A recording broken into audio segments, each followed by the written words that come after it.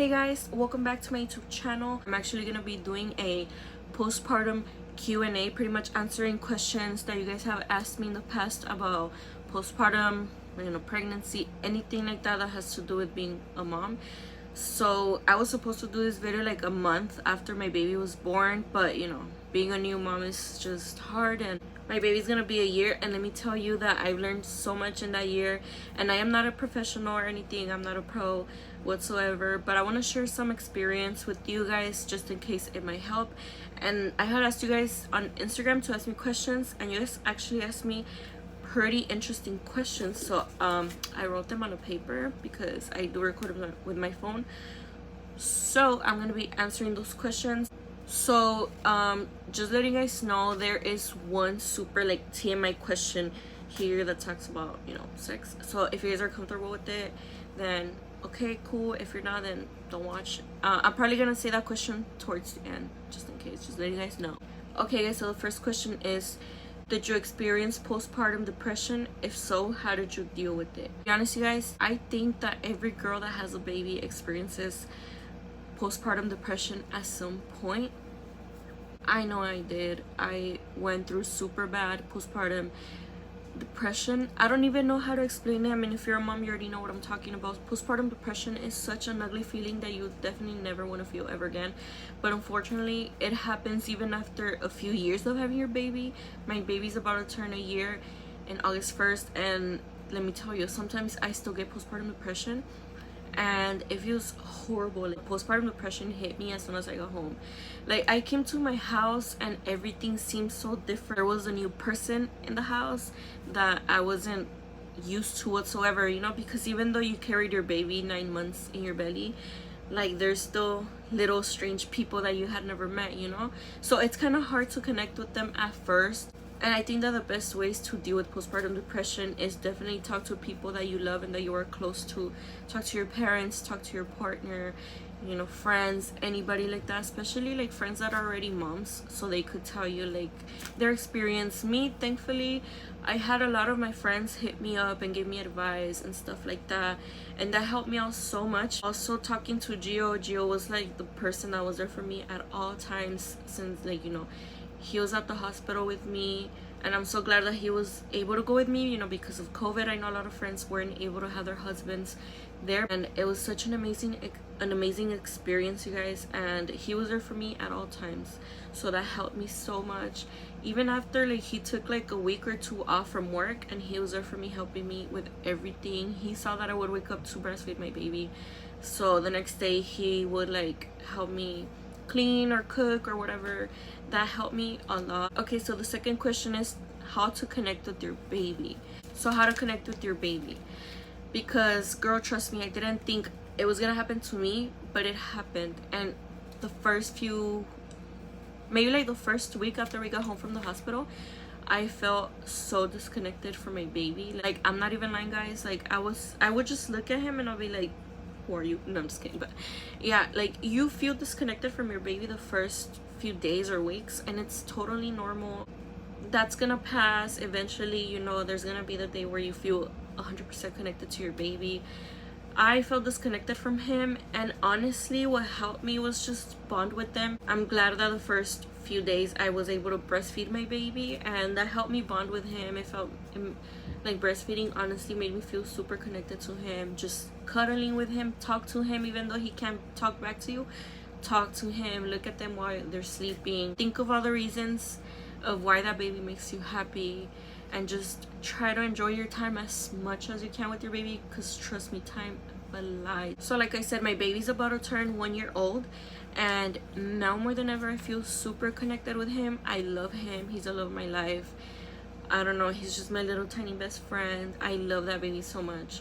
And like I said, the not being connected to your baby is gonna go by. The third question is, did your relationship change with Gio?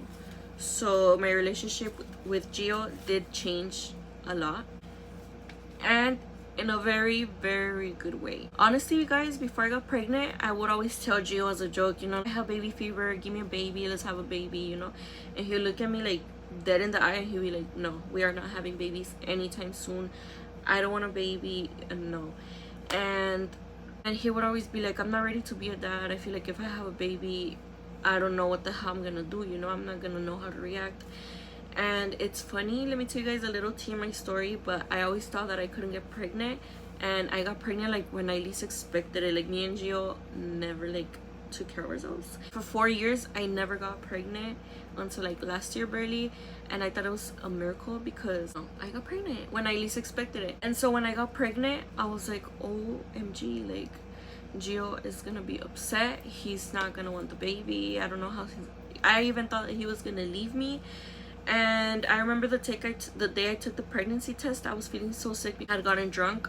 Don't judge me, guys, I didn't know I was pregnant. I was only like 3 weeks or 4 weeks, but yeah, I got super drunk, and like a week after I still felt sick. I thought it was alcohol, but it turns out I was pregnant. So that day that I took the pregnancy test, my brother was here and he was playing PlayStation with Gio.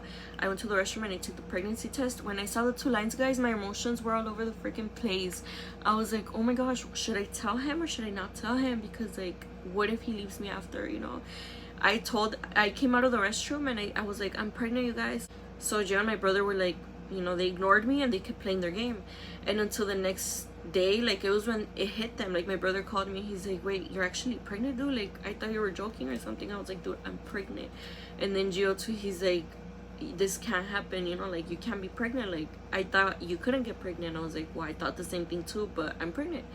And he's like, no, like, I don't want a baby right now. Like, I just don't want a baby. I want it to be me and you. I don't want this to change our relationship or nothing like that. And I was like, it won't change our relationship, like, don't let it.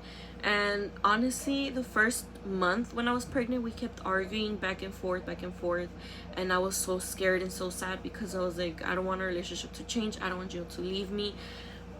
But Gio freaking left me speechless. Like, once he felt the baby moving, he started talking to the belly, and he was there for me all the time, and he was so excited. And oh my gosh, when he saw the baby being born, he was like the happiest guy ever. And to this day, he loves our baby so much, and there's nothing that makes me happier than that, to know that my baby has, you know, a supportive dad that's there for him. Another thing that changed from our relationship, guys, is that we became more like romantic, I guess you could say. We became closer to each other. Like, we don't really have time to spend like alone, or like how we used to, like, go out by ourselves. Sometimes we do leave him with his mom, with Gio's mom, but it's not the same, you know, because we're like thinking about the baby. We're worried, like, oh, we have to go back home. Like, back then we used to be out and about like at 3 in the morning every day, and now it's like we just lay in bed watching our baby, and we just look at each other, and he tells me like, this is the best thing ever, you know, I'd rather take this over going out any day. And I'm so happy that our relationship changed in the best way ever, you know. And another question that I got was, what did you struggle with the most? Pregnancy, birth, breastfeeding, or sleeping? Oh, I actually got this question twice, you guys. Well, similar questions, but let me tell you guys a little bit about one of each, because oh my gosh, I struggled with all of them. So I'm gonna talk about pregnancy first. Well, pregnancy, like I said, when I first found out that I was pregnant, it was because I was feeling super sick. And from that day to when I had birth, I had morning sickness every single day, and not just in the morning, throughout the day. I remember crying to Gio, and I'll be like, just get this baby out of me, I don't want to be pregnant anymore, I hate it. And my back would hurt and all that stuff. Once I hit like 5 or 6 months, when my belly started showing and my baby started moving, that's when I was like more chill, and I actually enjoyed my pregnancy. You know, even though I couldn't move a lot, I couldn't sleep, I couldn't really breathe that much, my ankles were swollen all the time, I enjoyed my pregnancy so much. Like, I loved being pregnant. It was the best feeling ever, because I always had it in my mind that I was never gonna get pregnant, and that I couldn't get pregnant. So I enjoyed my pregnancy so much. And then birth, oh my gosh, guys, birth was horrible. Like, I'm gonna try to tell you guys as fast and short as I can. So okay, my due date was August 1st of 2020, and then when I went to the doctor like 3 days before I gave birth, I had an appointment on August 3rd to be induced. And I was like, okay, but my due date is on August 1st. So what I do if I get like, you know, contractions on August 1st or before that? And they're like, well, obviously you're gonna come to the hospital, you know. So I wasn't even aware, or I didn't even plan on having a C-section. Honestly, all along I thought that I was gonna have a normal birth. But turns out that when I went to the hospital, I was already 5 centimeters dilated. Honestly, guys, I don't even remember when my water broke, or if they broke my water. I don't remember anything. Most likely they did, you know, because I don't remember shit. But once I got there, I was 5 centimeters opened. And, you know, they kept checking me, and my contractions were getting worse. And my dumbass said no to an epidural. So I was dying. I didn't know that I was gonna have complications. He's like, you're 10 centimeters dilated, but the baby's still up too high and he's not the right position. So he was hurting me so bad. Like, I felt his kicks all the way to my chest, and I was like, I want him out. I was literally crying. I was hitting the wall. I was kicking. I almost died of freaking pain. And my doctor wasn't even there, because since I was scheduled for August 3rd, you know, my doctor was nowhere to be found. So like 15 hours passed. I was in labor for like 24 hours, like literally a whole day. A few hours passed and nothing. He was still in the same position, and I was like, oh my gosh. I got so frustrated, because the nurses were like, just wait a little bit more to see if he, you know, gets lower. I tried anything. I tried everything. I tried the ball that they give you, the peanut bar. I tried anything, you know, to try to make the baby come down, but it was just impossible. The baby wouldn't come down, and I was just in pain since I was already 10 centimeters. I don't care, just give me a freaking C-section. I can't stand this pain anymore. And the nurses were like, oh, it's because your doctor's not here. And I was like, well, freaking call him, you know. They had to call him, and he still took like 3 hours. It was super horrible. The healing process was, you know, ugly. And to be honest, at first I was kind of sad, because I wanted like a normal birth. But then after, I was like, you know what, once I saw my scar, and I was like, it hit me, you know. I was like, Dad, I had a C-section, you know, like I'm gonna have this scar for the rest of my life. But once I went to the room where my baby was, when I saw him for the first time that I got to carry him, I saw him, and I looked at my scar, and I was like, you know what, this was all worth it. Like, I'm not even ashamed to say to people that I had a C-section. You know, some people could judge, you know, like, oh, you had a C-section, like that doesn't make you less of a woman or less of a mom just because you had a C-section and you didn't have a normal birth, you know. You're still an amazing mom. And honestly, I think, well, I've never had a normal birth, but a C-section, guys, is freaking hard. It's exhausting. You can't move or walk for like a whole week. I remember I would cry to Gio, like, I can't stand up. I would get so frustrated because I wasn't able to carry my baby. Like, I would get so mad.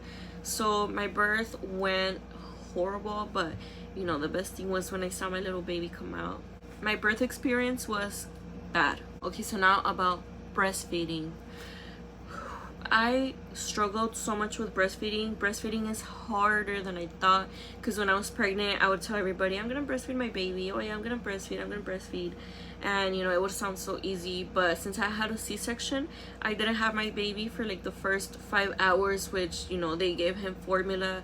I didn't get to have skin to skin contact with him. I didn't get to latch him on me, like breastfeed him or nothing. So when I got to the room, they had already gave him formula. He was drinking formula when I got there. And when I tried to carry him to try to breastfeed him, like, the nurse was helping me and stuff, but I struggled. The baby was just crying. He didn't want it, and I would cry, so I would try to give up, and I'll be like, no, like, I can't. And Jill would be like there for me, like, oh no, like, keep trying, like, you know, you got it.